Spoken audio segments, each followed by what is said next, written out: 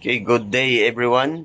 For today's video ay mag-update tayo sa ating sisiw na may bulutong. So yung gamot na ginamit natin ay Thymol. So for 7 days ay pinapainom po natin ng Thymol. Yung tablet, hinati natin sa 4. So binigyan natin every day. So ang update natin ay ito na siya. Yan, tanggal na in 7 days, natanggal yung bulutong. Unti-unti guys. Unti-unti namamatay hanggang sa natanggal na yung bulutong. Yan. So nakikita nyo sa may mga bibig niya banda, may kunting piklat pa pero wala na yan. Yan.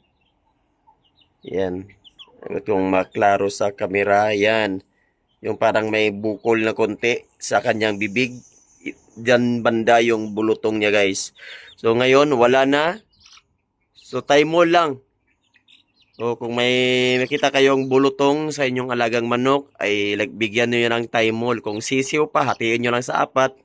Kung medyo may edad na ang inyong manok ay pwede na buong tablet ang inyong ibibigay sa kanya.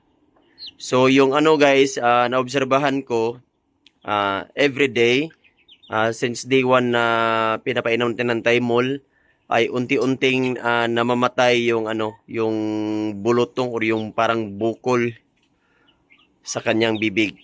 And 7 days talagang dry na siya at yung hinawakan ko ay talagang natanggal yung bulutong. So ayan guys. So pag maka-experience kayo ng bulutong, Thymol lang po yung bibilihin ninyo sa halagang 8 pesos ay may salba ninyo ang inyong alagang sisiw, ang inyong alagang manok. So yun lang, and thank you for watching and God bless everyone.